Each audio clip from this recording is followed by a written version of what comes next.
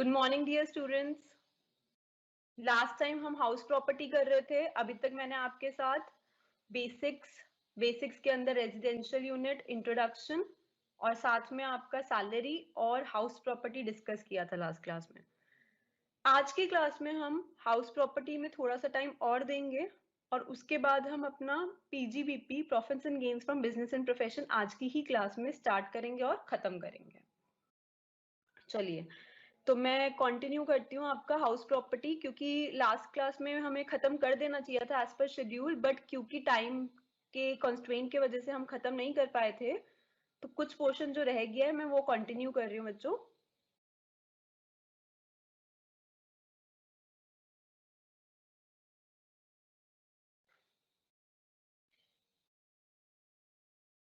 Okay, last class में जो मैं आपको केसेस करा रही थी उनमें से एक केस जो है वो ये था, मैंने आपको कराया भी था ये, कि अगर कुछ टाइम पीरियड के लिए हाउस प्रॉपर्टी लेट आउट है पूरे साल में और कुछ टाइम पीरियड के लिए सेल्फ ऑक्यूपाइड है। कहने का मतलब, मैं एक घर में रहती हूँ, मेरे पास एक और एक्स्ट्रा घर है। वो एक्स्ट्रा घर मेरा, मान लीजिए 5 महीने के लिए मैंने किराए पर लगाया। 5 महीने बाद मेरा मन बदल गया, मैंने सोचा नहीं, मैं तो अपना सामान रखूंगी वहां पे, वो भी मैं अपने रहने के लिए यूज करूंगी, जिसमें रह रही हूँ उसमें भी रहूंगी और उसमें भी रहूंगी। तो 5 महीने बाद मैंने अपने किराएदार को बोला कि तू खाली कर दे, या मान लीजिए वो किराएदार आया ही 5 महीनों के लिए था, तो अगले 7 महीने मैंने सेल्फ ऑक्यूपाइड रखा। तो हम कहेंगे ये पार्टली लेट आउट था साल में और पार्टली सेल्फ ऑक्यूपाइड था।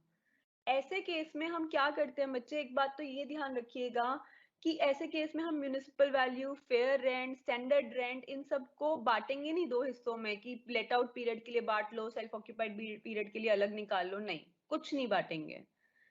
तो ऐसे केसेस में हम क्या करते हैं बच्चे, ऐसे केसेस में हम सबसे पहले तो ये क्वेश्चन आप देखिए, म्यूनिसिपल वैल्यू लिखा हुआ होगा, फेयर रेंट लिखा होगा, स्टैंडर्ड रेंट लिखा होगा, इन सब से हम एक्सपेक्टेड रेंट निकाल लेते हैं, ये तो हमें हर क्वेश्चन में करना ही है। उसके बाद हम ऐसे केसेस में एक्चुअल रेंट निकालते हैं, सिर्फ उतने पीरियड का जितने पीरियड के लिए वो लेट आउट था, क्योंकि रेंट तो तभी आएगा जितने पीरियड के लिए वो किराए पे चढ़ा हुआ था। अब अगर वो जितने भी महीने किराए पे चढ़ा हुआ था उतने पीरियड का हमने किराया वाला एक्चुअल रेंट निकाल लिया। अब मेरा क्वेश्चन ये है बच्चे, जो एक्सपेक्टेड रेंट है वो कितने टाइम का आएगा? वो 12 महीनों का आएगा। एक्चुअल रेंट कितने टाइम का आएगा? वो जितने महीने रेंट पे चढ़ा उतने टाइम का आएगा। और उसके बाद हम क्या करेंगे, एक्चुअल रेंट को एक्सपेक्टेड रेंट से कंपेयर करेंगे और उन दोनों का जो हायर होगा वो ले लेंगे।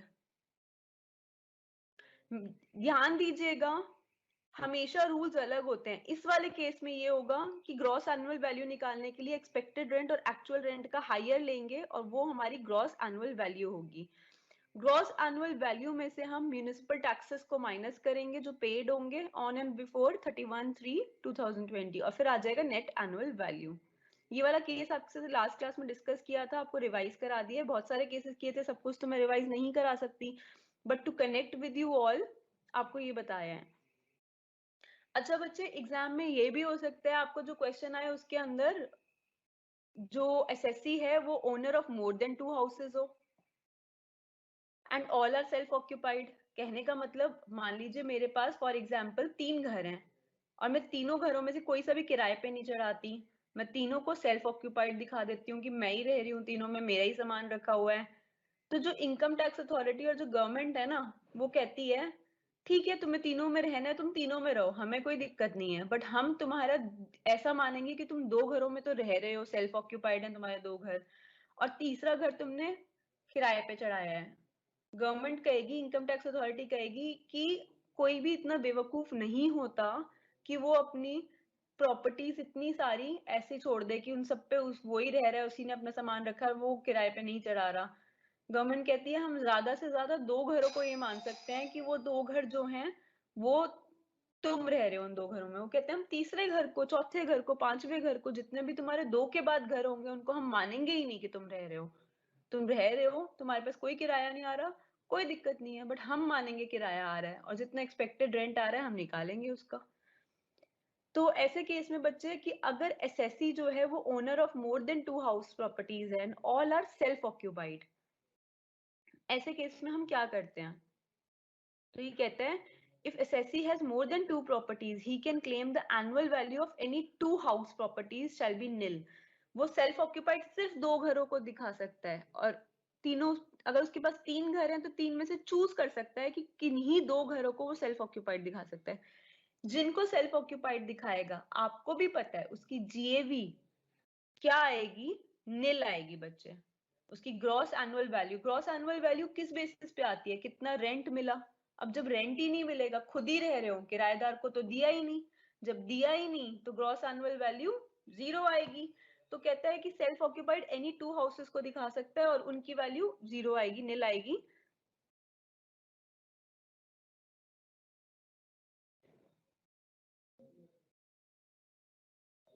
और क्या कहते हैं, 2 घरों को तो वो सेल्फ ऑक्यूपाइड दिखा देगा, बट जो ऑल अदर हाउसेज हैं उनको हम मान लेंगे deemed to be let out, मतलब मानो या ना मानो, हम तो मानेंगे कि वो तुमने किराए पे चढ़ा रखा है, और उनका हम एक्सपेक्टेड रेंट निकालेंगे, और उनका एक्सपेक्टेड रेंट को ही हम तुम्हारा ग्रॉस एनुअल वैल्यू मान लेंगे उस घर की। ऐसा बोलती है इनकम टैक्स अथॉरिटी। तो देखिए बच्चे, स्क्रीन पे देखेंगे हम, इलस्ट्रेशन नंबर 16 हमारी स्क्रीन पर है। क्या कहता है इलस्ट्रेशन 16 में, मिस्टर जे के पास 3 घर हैं, all of which are occupied for residential purposes, तीनों को घर रहने के लिए यूज किया जा रहा है, मतलब तीनों सेल्फ ऑक्यूपाइड है। Following particulars are given by him for assessment year 2020-21, that is previous year 19-20, from which calculate NAV of the house property. बच्चे फर्स्ट पॉइंट है आपका municipal value. Municipal value house 1, house 2, house 3, तीनों की अलग अलग, 3 घर है ना, तीनों की म्यूनिसिपल वैल्यू दे रखी है। म्यूनिसिपल अथॉरिटी ने कितनी वैल्यू निकाली उनकी। फेयर रेंट दे रखा है तीनों घरों का, कि आसपास के लोकेलिटी में कितना रेंट मिल रहा था, 15,000, 27,000, 25,000। स्टैंडर्ड रेंट दे रखा है कि जो गवर्नमेंट ऑफ इंडिया है उन्होंने क्या रेंट कंट्रोल एक्ट में क्या लिमिट लगा रखी है कि हाउस 1 का 9,000 से ज्यादा रेंट चार्ज नहीं हो सकता, हाउस 2 का 20,400 और हाउस 3 का 18,000। म्यूनिसिपल टैक्सेस कितने पे करें, हाउस 1 के 1800 पे करें, हाउस 2 के 2400 और हाउस 3 के 1700। और म्यूनिसिपल टैक्सेस पेबल कितने हैं, कि मतलब पे करने थे बट अभी पे नहीं करे हैं, 1200 हैं हाउस 1 के, हाउस 2 के 1100 हैं और हाउस 3 के 1500 हैं। नाउ बच्चे, हमें क्या निकालना है, एनएवी निकालना है, नेट एनुअल वैल्यू। अब देखिए बच्चे, 3 टाइप के केसेस बनते हैं। पहले केस में, वो पहले ऑप्शन में पहला और दूसरा घर को, कर्सर देखिएगा मेरा, पहला और दूसरा घर को सेल्फ ऑक्यूपाइड बता देगा, तीसरे घर को deemed to be let out, कि मतलब मान लिया कि ये किराए पे चढ़ाया गया है। दूसरे केस में पहले घर को और तीसरे घर को ऐसा मान लिया कि वो रह रहा है, और सेकंड घर को मान लिया कि किराए पे चढ़ाया गया है। तीसरे केस में पहले घर को मान लिया किराए पे चढ़ाया गया और दूसरे और तीसरे घर में वो रह रहा है। बच्चे मैंने आपको बताया था 3 अगर उसके पास घर हैं, क्योंकि वो 2 ही घरों को अपना सेल्फ ऑक्यूपाइड दिखा सकता है, तीसरे को तो उसे लेट आउट दिखाना ही पड़ेगा, बट उसके पास ऑप्शन है कि वो किसी भी एक घर को लेट आउट दिखा दे। तो अब जो इनकम टैक्स असेसी है, जिसके ये तीनों घर हैं, वो भी चालाक है, वो चाहता है कि उसे कम टैक्स भरना पड़े। तो कम टैक्स कैसे भरना पड़ेगा, अगर जो इनकम फ्रॉम हाउस प्रॉपर्टी जो है वो कम आएगी, जीएवी जब कम आएगा। कम कब आएगा, कम तब आएगा जब आप इन तीनों केसेस में निकालोगे और उनके बाद देखोगे कि किसमें सबसे कम आ रहा है। जब आप ऐसा दिखा दोगे कि किसी केस में दिखा दोगे मैंने पहले घर को किराए पे चढ़ाया है, बाकी दोनों मैं यूज कर रहा हूँ, जैसे कि ऑप्शन 3 में, फिर आप इनकम निकाल के देखोगे कि तीनों की कंबाइंड इनकम कितनी आ रही है, इनकम फ्रॉम हाउस प्रॉपर्टी। फिर आप दूसरे, ये ऑप्शन 2 में ये दिखा दोगे कि मैंने तो दूसरे घर को किराए पे चढ़ाया है, बाकी दोनों को, पहले और तीसरे को तो मैं यूज कर रहा हूँ सेल्फ ऑक्यूपाइड में। फिर आप इनकम फ्रॉम हाउस प्रॉपर्टी निकालोगे। ऑप्शन 1 में आप ये कह दो कि मैंने तीसरे घर को लेट आउट करा है, किराए पे चढ़ाया है, हाउस 1 हाउस 2 में सेल्फ ऑक्यूपाइड में यूज कर रहा हूँ। तीनों ही केसेस में आप total income from house property calculate करोगे, जिस केस में सबसे कम आ रही होगी वो केस आप मान लोगे। तो जैसे कि यहाँ पे आप सॉल्यूशन में देखोगे, यहाँ पर 16,300 आ रही है, यहाँ पे 18,000 आ रही है, यहाँ पर आपकी 7,200 आ रही है। तो सबसे कम कहाँ पे आ रही है, ऑप्शन 3 में। तो इसीलिए आप यही बताओगे इनकम टैक्स अथॉरिटी को कि पहला वाला घर तो मैंने किराए पे चढ़ा रखा है, बाकी 2 मैंने सेल्फ ऑक्यूपाई कर रखे हैं, क्योंकि आप कम देना चाहते हो। टैक्स कम देना चाहते हो, आप चाहते हो नेट एनुअल वैल्यू कम से कम शो हो, तो आप तीनों में कैलकुलेट करके जो ऑप्शन में सबसे कम आ रही हो वो दिखा दो इनकम टैक्स अथॉरिटी को कि भाई ये वाला घर मैंने लेट आउट कर रखा है। चलिए बच्चे देखते हैं कैसे किया है इन्होंने। क्वेश्चन पढ़ते हैं। म्यूनिसिपल वैल्यू 12,000 है, 24,000 है और 36,000 है। तो अब अगर हम पहला केस लें तो पहला केस बोलता है कि पहला घर सेल्फ ऑक्यूपाइड है, दूसरा घर सेल्फ ऑक्यूपाइड है। सेल्फ ऑक्यूपाइड में हमेशा हमारा जीएवी और एनएवी नील आता है, तो हमने नील लिख दिया। म्यूनिसिपल टैक्सेस पे करे हुए माइनस नहीं करते हम इस केस में, नील लिख दिया फिर नील लिख दिया। ऐसे ही सेल्फ ऑक्यूपाइड में मैंने आपको बताया हमारा ग्रॉस एनुअल वैल्यू और नेट एनुअल वैल्यू नील आता है, क्योंकि ये भी घर सेल्फ ऑक्यूपाइड था तो इसका ग्रॉस एनुअल वैल्यू नील था। टैक्सेस जो पे करे थे वो भी हम माइनस नहीं करते सेल्फ ऑक्यूपाइड घर में, तो वो भी नील दिखा दिए और नेट एनुअल वैल्यू नील आ गई। तो यहाँ तक का तो समझ आ गया हमारे को। अब तीसरे घर का देखते हैं। अब तीसरे घर का म्यूनिसिपल वैल्यू है 36,000, फेयर रेंट है 25,000, दोनों का हायर लेते हैं 36,000 आ गया 36,000, और ये है स्टैंडर्ड रेंट 18,000, इन दोनों का लोअर लेते हैं तो आ गया 18,000। 18,000 हमारा एक्सपेक्टेड रेंट आ गया। देखिए एक्सपेक्टेड रेंट ही हमारा ग्रॉस एनुअल वैल्यू होगा, क्योंकि एक्चुअल रेंट तो आ ही नहीं रहा था किराए पे, तो इस बेचारे ने चढ़ा ही नहीं रखा था। बट इनकम टैक्स अथॉरिटी ने एक्सपेक्ट किया कि तुमने किराए पे अगर चढ़ाया होता तो तुम्हारे को इतना पैसा आ रहा होता 18,000 रुपए, तो वो ही आपने उसका ग्रॉस एनुअल वैल्यू मान लिया इनकम टैक्स अथॉरिटी ने, और मान लिया कि इतना ये कमा रहा है। और उसमें से म्यूनिसिपल टैक्सेस जो माइनस करने हैं वो करते हैं कितने, देखो कितने पे करे, 1700 उसने पे करे। पेबल माइनस नहीं होते, पेड माइनस होते हैं, तो हमने 1700 माइनस कर दिया। बच्चा बच्चा कुछ कितना आया, 16,300। तो बच्चे इस वे में ये हमारा कैलकुलेट हो गया। इसी तरीके से आप ऑप्शन 2 का कैलकुलेट करोगे, ऑप्शन 3 का कैलकुलेट करोगे, और फिर फाइनली तीनों में से जिसकी इनकम सबसे कम शो हो रही होगी उसको आप कह दोगे कि ये हमने कॉम्बिनेशन चूज किया।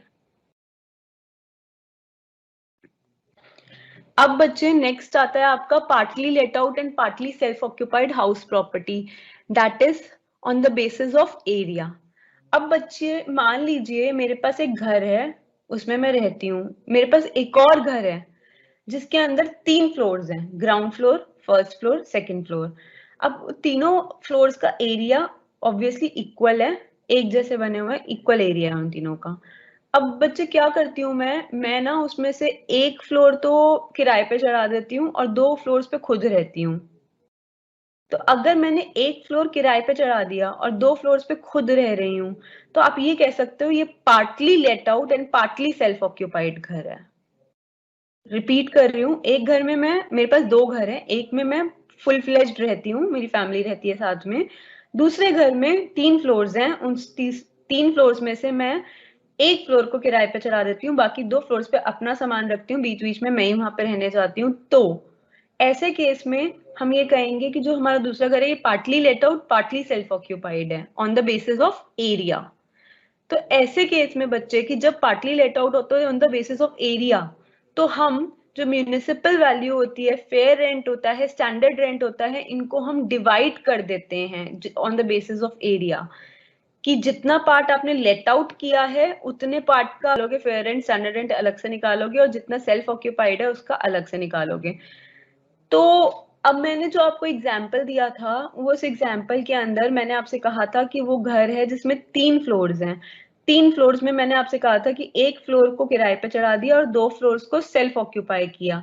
तो 2/3 और 1/3 आप म्यूनिसिपल वैल्यू का निकालोगे। म्यूनिसिपल वैल्यू जैसे अगर आपके क्वेश्चन में आप देख सकते हो कि गिवन है 65,000 पर मंथ, इसको 12 महीनों से मल्टीप्लाई करके पूरे साल की आप निकालेंगे। उस पूरे साल की वैल्यू को, जैसे ये एग्जाम्पल के तौर पे कह रही हूँ मैं, ये एग्जाम्पल नहीं करा रही हूँ आपको, तो जो भी वैल्यू आपकी पूरे साल की आएगी उसका 2/3 तो आप सेल्फ ऑक्यूपाइड घर में लिख दोगे और 1/3 आप लेट आउट में लिख दोगे। तो दिस इज हाउ आपने म्यूनिसिपल वैल्यू को डिवाइड किया। ऐसे ही आप फेयर रेंट को 2/3, फेयर रेंट की वैल्यू को 2/3 और 1/3 में बांटोगे, और 2/3 जो है वो सेल्फ ऑक्यूपाइड में लिख दोगे, लेट आउट में 1/3 की वैल्यू लिख दोगे। स्टैंडर्ड रेंट को भी आप ऐसे ही डिवाइड करोगे 2/3 एंड 1/3।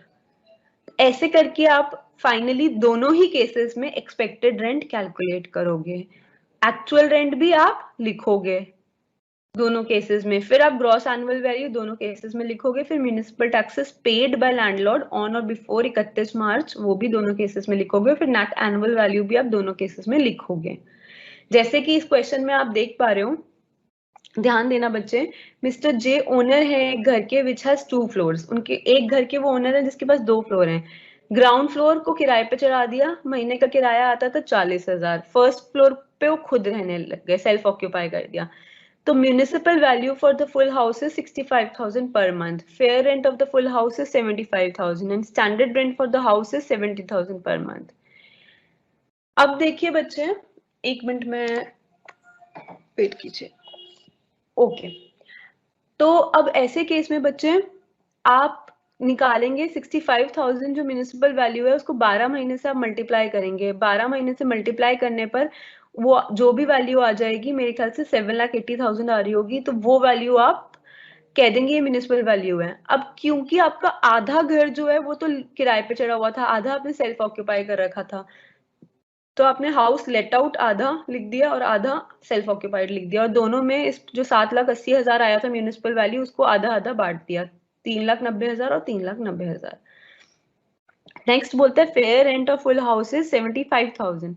75,000 को बच्चे आप 12 महीने से मल्टीप्लाई करते हैं तो वो कितना आता है, 9 लाख आता है। 9 लाख जो आता है उसको आप आधा आधा बांट देंगे, लेट आउट में और सेल्फ ऑक्यूपाइड में, 4,50,000 और 4,50,000।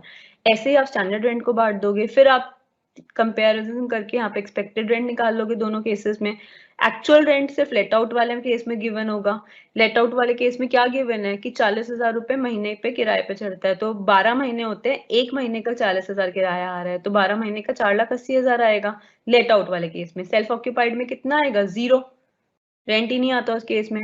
Gross annual value self occupied की निल, म्यूनिसिपल टैक्सेस निल और एनएवी निल, और जीएवी इस वाले केस में 4,80,000 आएगी, और म्यूनिसिपल टैक्सेस पेड आएंगे 40,000 लिखे हुए हैं हमारे, और एनएवी आएगा 4,80,000 में से 40,000 माइनस कर दिए, 4,40,000।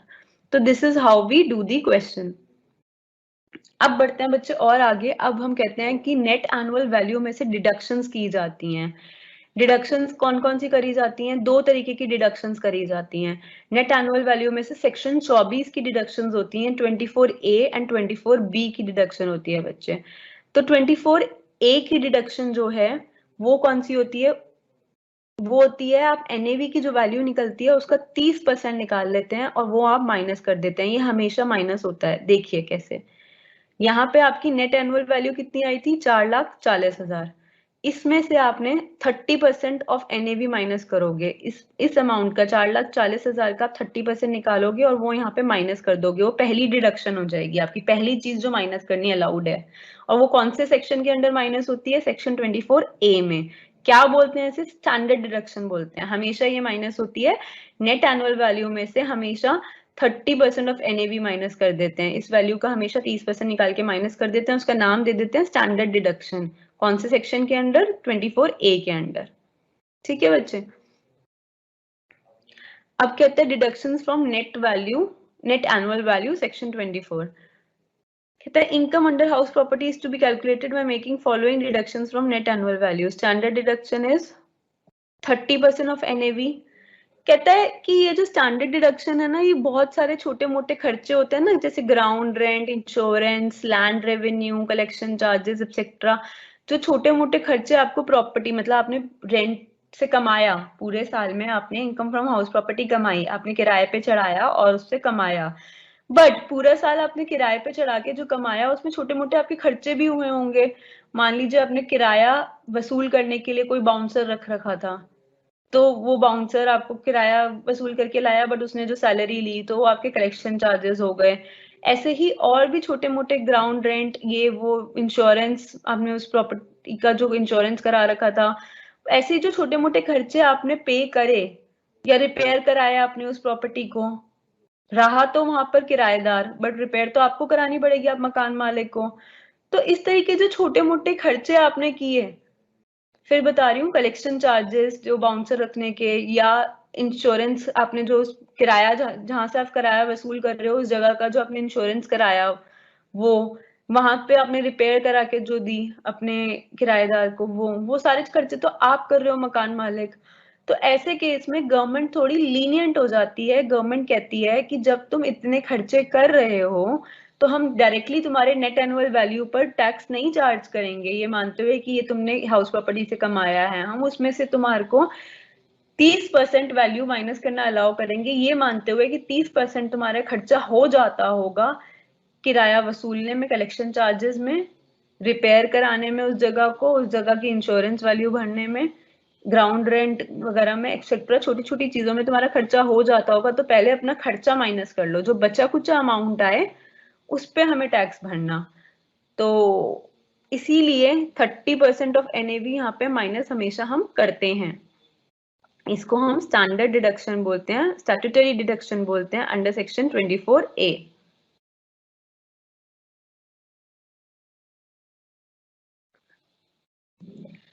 अब बच्चे दूसरी डिडक्शन कौन सी आती है, मतलब डिडक्शंस दो तरीके की होती हैं, एक होती है 24A की डिडक्शन, एक होती है 24B की डिडक्शन।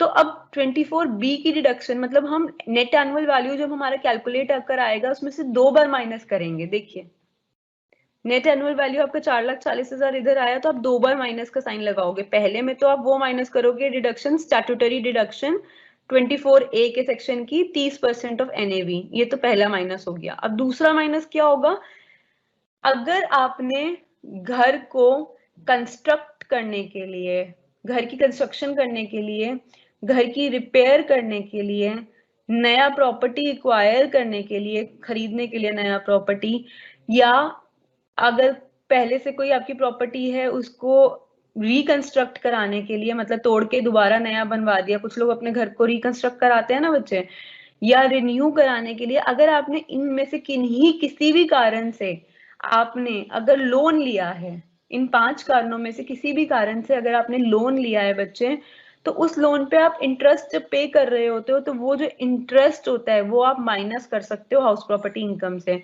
गवर्नमेंट और इनकम टैक्स अथॉरिटीज कहती हैं कि हम इतने वैसे नहीं हो सकते क्रूअल आपके साथ कि आपने जो पैसा कमाया उसमें से हम सारा का सारा टैक्स ले लें। कहते हैं नहीं, जो आपने एनएवी कमाया, नेट एनुअल वैल्यू, रेंट वगैरह से, वो आपकी इनकम है, उस पे से हम कुछ परसेंट टैक्स लेंगे, मगर उसमें से हम आपको 2 चीजें माइनस करना अलाउ करते हैं। पहले बात, जो आपने पूरे साल में खर्चे किए हैं छोटे मोटे, इंश्योरेंस, कलेक्शन चार्जेस, इसलिए आप 30% ऑफ एनएवी माइनस कर लो।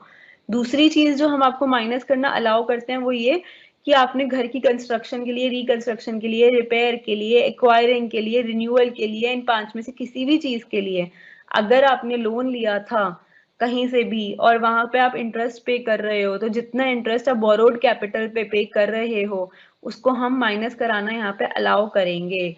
मगर एक बट लगा दिया इनकम टैक्स अथॉरिटी ने, उसने कहा मगर कुछ लिमिट होगी, अगर ग्रॉस एनुअल वैल्यू नील होगी तो। अगर नील नहीं होगी तो कोई लिमिट नहीं है, जितना पैसा इंटरेस्ट का निकल कर आए सारा माइनस कर देना, अगर ग्रॉस एनुअल वैल्यू नील नहीं है तो, लेट आउट है तो।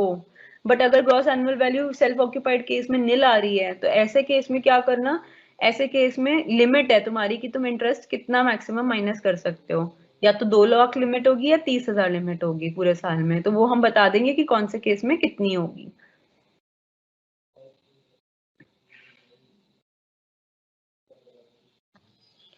आगे बच्चे हम बढ़ते हैं, कहते हैं interest payable on capital borrowed, section 24B, जो मैं आपको दूसरा माइनस करने वाला बता रही हूँ ये माइनस करना है। तो कहता है ये, ध्यान से देखो बच्चे, कहते हैं 2 केसेस में बांटते हैं हम इसे। पहले, सबसे पहले जब लोन बोरोइंग की बात होगी तो डेट चेक करना कि डेट कौन सी डेट पे लोन लिया था। 1 अप्रैल 1999 को लोन लिया था या 1 अप्रैल 1999 के बाद लोन लिया था। 3 केसेस बनते हैं। एक केस ये बनता है कि 1 अप्रैल 1999 से पहले लिया था, और बाकी के 2 केस बनते हैं कि 1 अप्रैल 1999 को लिया था या 1 अप्रैल 1999 के बाद किसी ईयर में लिया था। तो जो बाकी के 2 केसेस हैं, 1 अप्रैल 1999 को लोन लिया या उसके बाद किसी भी ईयर में लिया, लाइक 1999 के बाद 2000 आ गया, 2001 आ गया, तो किसी भी ईयर में लिया, तो कहता है कि ऑन और आफ्टर 1 अप्रैल 1999, मतलब ऑन 1 अप्रैल 1999 एंड आफ्टर 1 अप्रैल 1999, इन दोनों केसेस को मिला के एक केस बना देते हैं, और बिफोर 1 अप्रैल 1999 अगर लोन लिया है तो उसका एक केस बना देते हैं। जब भी आपका कोई क्वेश्चन आएगा हाउस प्रॉपर्टी का, उसमें लोन बोरोइंग की बात कर रखी होगी, डेट चेक करना कि कब लोन बोरो हुआ है। एक और जो सबसे इंपॉर्टेंट बात आपको चेक करनी है ऐसे केस में, वो ये चेक करनी है ग्रॉस एनुअल वैल्यू निल है या कुछ वैल्यू आ रही है। अगर तो सबसे पहली बात तो एक्चुअली आप यही चेक करना कि ग्रॉस एनुअल वैल्यू निल है या कुछ आ रही है। अगर ग्रॉस एनुअल वैल्यू निल है, जीरो है ग्रॉस एनुअल वैल्यू, कि माना जा रहा है इनकम टैक्स अथॉरिटी और सब लोग मानने के लिए तैयार हैं कि जीरो रेंट आता है इस बंदे के पास, कोई रेंट नहीं आता, ऐसे केस में हम ये वाला केस करते हैं कि फिर हम ये चेक करते हैं कि बोरो किस दिन हुआ है। तो कहता है कि बोरो अगर 1 अप्रैल 1999 से पहले हुआ है तो ये वाला केस लग गया। अब इसमें चेक करो इन 5 कारणों में से हुआ है, एक्वायर किया था प्रॉपर्टी को, कंस्ट्रक्ट करना था, रिपेयर करना था, रिन्यू करना था या रिकंस्ट्रक्शन करना था, इन 5 में से किसी भी कारण से आपने लोन लिया अगर, तो डिडक्शन अलाउड जो होगी वो लोअर होगी of actual interest payable and maximum limit 30,000 पूरे साल की। तो यहां पर क्या कहता है कि जो माइनस करना अलाउ होगा ना, ध्यान देना अब इस क्वेश्चन में, जैसे सेल्फ ऑक्यूपाइड घर था, यहाँ पे लास्ट में नेट एनुअल वैल्यू निल आ गई, राइट, और ग्रॉस एनुअल वैल्यू निल आ गई। तो ग्रॉस एनुअल वैल्यू जैसे ही निल आ गई तो कहता है ऐसे केसेस के अंदर क्या होता है, दो तरीके से आप अब लोन अगर लिया है तो आप चेक करोगे डेट कौन सी है, 1 अप्रैल 1999 से पहले की है या बाद की है। अगर पहले की है तो फर्दर आप क्या चेक करोगे बच्चे, फर्दर आप ये चेक करोगे कि ये किस किस पर्पज से लिया गया लोन है। अगर कंस्ट्रक्शन के लिए लिया गया, एक्वायर के लिए लिया गया, रिन्यूअल के लिए लिया गया, रिकंस्ट्रक्शन के लिए लिया गया, रिपेयर के लिए लिया गया, इन 5 कारणों में से किसी एक कारण के लिए लिया गया है, तो यहाँ पर अब माइनस करना जब आप शुरू करोगे तो पहली चीज जो माइनस होती है वो तो होती है 24A की डिडक्शन, जिसको कहते हैं हम स्टैट्यूटरी डिडक्शन, 30% ऑफ एनएवी। तो एनएवी तो यहाँ पे जीरो है तो वो डिडक्शन भी कितनी हो जाएगी, जीरो। दूसरी चीज जो माइनस होती है वो होती है 24B की डिडक्शन। 24B का मतलब इंटरेस्ट ऑन बोरोड कैपिटल। अब कैपिटल यहाँ पे बोरो करा गया और उस पर जितना भी इंटरेस्ट आया, मान लो 10 लाख रुपए बोरो किया था घर बनाने के लिए 1 अप्रैल 1999 से पहले, तो वो आपका जो भी उस पर इंटरेस्ट निकल के आया वो यहाँ पर आप माइनस कर दोगे। बट कितना माइनस करना अलाउड है, कहता है कि अगर आपकी जीएवी निल होती है तो मैक्सिमम कितना माइनस करना अलाउड है, या तो इंटरेस्ट जितना निकल के आ रहा है उतना, या फिर पूरे साल में 30,000 रुपए, दोनों में से जो छोटी अमाउंट हो वो। तो यहाँ पर ये 30,000 वाली मैक्सिमम लिमिट लग जाती है, कब, जब ग्रॉस एनुअल वैल्यू निल होती है तब। ठीक है बच्चे। नेक्स्ट है आपका लोन बोरोड ऑन और आफ्टर 1 अप्रैल 1999। अब बच्चे ये वाला केस जो है एग्जाम में आ सकता है, डेफिनेटली आ सकता है, बट चांसेस कम है। ये वाला केस आने के चांसेस इस केस के मुकाबले ज्यादा है, बट सबसे ज्यादा चांसेस इस वाले केस के हैं। आ तो तीनों में से कोई सा भी केस सकता है एग्जाम में, बट सबसे ज्यादा चांसेस इस वाले केस के आने के हैं। सेकंड नंबर पे इस वाले केस के आने के चांसेस हैं और थर्ड नंबर पे इस वाले केस के आने के चांस हैं। तो सबसे इंपॉर्टेंट हमारा ये वाला केस हुआ, तो अब हम ये वाला केस पढ़ने जा रहे हैं, बहुत ध्यान से पढ़ना। इस वाले केस में दो तरीके की लिमिट होती है, एक लिमिट होती है पूरे साल में 2 लाख की मैक्सिमम लिमिट, और एक लिमिट होती है पूरे साल में 30,000 की। Any of the two limits, दोनों में से कोई एक लिमिट होगी। तो चलिए बच्चे देखते हैं। कहता है अगर आपका लोन बोरो करा गया है 1 अप्रैल 1999 वाले दिन या उसके बाद किसी भी ईयर में, और किस चीज के लिए आपने लोन बोरो किया था, या तो एक्वायर करने के लिए प्रॉपर्टी को या कंस्ट्रक्ट करने के लिए, प्रॉपर्टी को बनाने के लिए या खरीदने के लिए, तो कहते हैं ऐसे केस में deduction allowed would be lower of, ये सब केस कब है, ये सारे केसेस सिर्फ तब है मैक्सिमम लिमिट जब ग्रॉस एनुअल वैल्यू कितनी है, निल।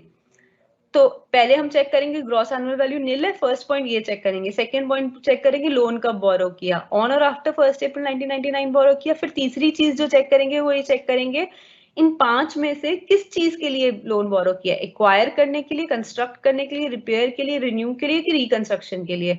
अगर एक्वायर और कंस्ट्रक्शन का केस होगा तो ये वाला केस बनेगा, और अगर बचे हुए 3 होंगे, रिपेयर, रिन्यू, रिकंस्ट्रक्शन, आर वाले 3 केसेस होंगे, तो वो ये वाला केस बनेगा। तो अब क्योंकि एक्वायर कंस्ट्रक्शन का अगर केस है तो deduction allowed would be lower of actual interest payable, and second point is 2 lakh की मैक्सिमम लिमिट पूरे साल में।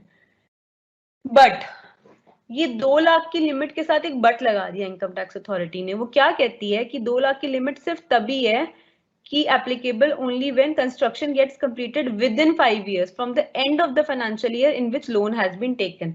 जिस साल में लोन लिया गया है उस साल के एंड में जो डेट है वहां से कैलकुलेट करो 5 साल। उन 5 साल के विद इन अगर कंस्ट्रक्शन कंप्लीट हो गई है तो 2 लाख लिमिट है, अदरवाइज लिमिट घटकर 30,000 हो जाएगी पूरे साल की। रिपीट कर रही हूँ बच्चे, जिस तारीख को लोन लिया गया है उस तारीख, मान लीजिए 1 जनवरी को लिया गया है लोन, 1 जनवरी 2020 को मान लीजिए लोन लिया गया है, तो कहता है कि 1 जनवरी 2020 के बाद जो 31 मार्च आ रही है वो देखो।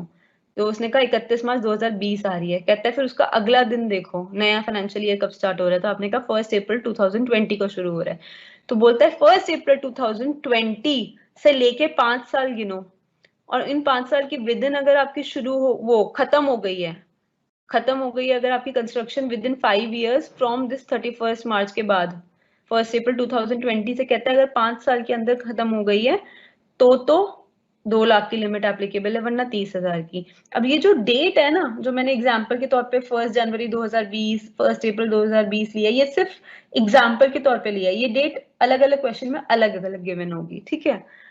और एक और केस जो हमारा बनता है वो केस बनता है ये कि ग्रॉस एनुअल वैल्यू निल है, पहली चीज ये चेक करी। दूसरी चीज ये चेक करी प्रॉपर्टी रिपेयर, रिन्यूअल और रिकंस्ट्रक्शन के लिए ली गई। तीसरी चीज ये चेक करी कि लोन जो बोरो करा गया था वो ऑन और आफ्टर 1 अप्रैल 1999 बोरो किया गया था। तो ऐसे केस में डिडक्शन अलाउड कितनी है? लोअर है। पहला पॉइंट एक्चुअल इंटरेस्ट पेएबल, दूसरा है मैक्सिमम लिमिट पूरे साल में 30,000। अब बच्चे अगर आप देख पा रहे हो ज्यादातर केसेस में 30,000 पूरे साल में मैक्सिमम लिमिट लगा रखी है, ग्रॉस एनुअल वैल्यू अगर निल होती है तो। यहाँ पे भी पूरे साल में मैक्सिमम लिमिट 30,000 है, यहाँ पे भी 30,000 है, यहाँ पे भी 30,000 है। तो 2 लाख कब है लिमिट?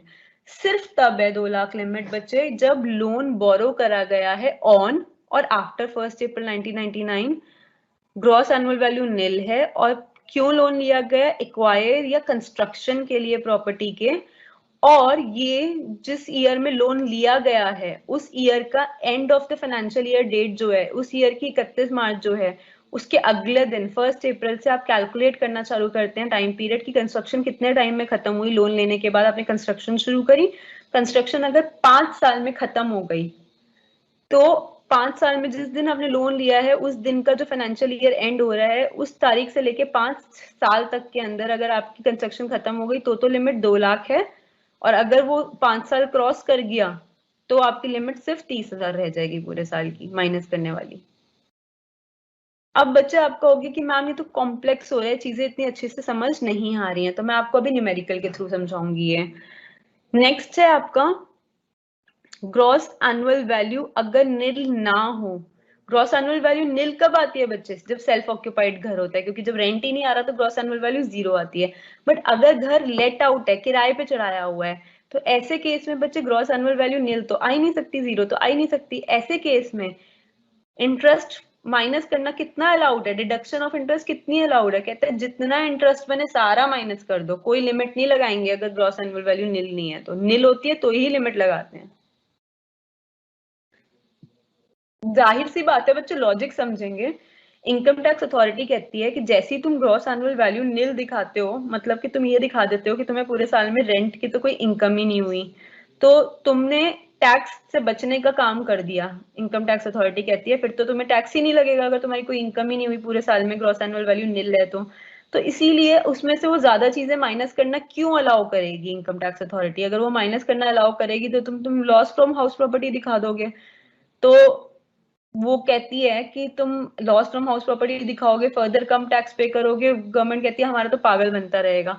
तो वो कहती है ऐसे केस में हम तुम्हारे को जो डिडक्शंस माइनस करना अलाउ करते हैं वो 24A 24B की हम माइनस करना तो अलाउ करते हैं 24B की, बट 24B की जो हम माइनस करना अलाउ करेंगे उसमें हम कुछ लिमिट लगा देंगे कि तुम 30,000 या 2 लाख से ज्यादा माइनस नहीं कर सकते, क्योंकि तुम जितना ज्यादा माइनस करोगे उतना ज्यादा तुम अपना लॉस दिखा दोगे हाउस प्रॉपर्टी इनकम से, जितना ज्यादा तुम लॉस दिखा दोगे उतना इनकम टैक्स अथॉरिटी का तो नुकसान है, तुम्हारा फायदा है, और गवर्नमेंट इनकम टैक्स अथॉरिटी चाहती है उसका फायदा हो। तो इसीलिए वो ज्यादा माइनस करना अलाउ नहीं करती जब ग्रॉस एनुअल वैल्यू आप नील दिखा रहे होते हो। बट जब ग्रॉस एनुअल वैल्यू आप नील नहीं दिखा रहे होते हो, जीरो नहीं दिखा रहे होते हो, तो इनकम टैक्स अथॉरिटी कहती है इस केस में तो चलो तुमने अपनी इनकम फ्रॉम हाउस प्रॉपर्टी दिखाई है कि तुमने रेंट कमाया है ये सब और तुम टैक्स भरोगे, तो चलो जितना भी तुमने बोरो किया था पैसा घर को कंस्ट्रक्ट करने के लिए, एक्वायर करने के लिए, रिपेयर के लिए, रिन्यूअल के लिए, रिकंस्ट्रक्शन के लिए, सारा का सारा माइनस करना अलाउ करती हूँ मैं सेक्शन अंडर सेक्शन 24B। ठीक है।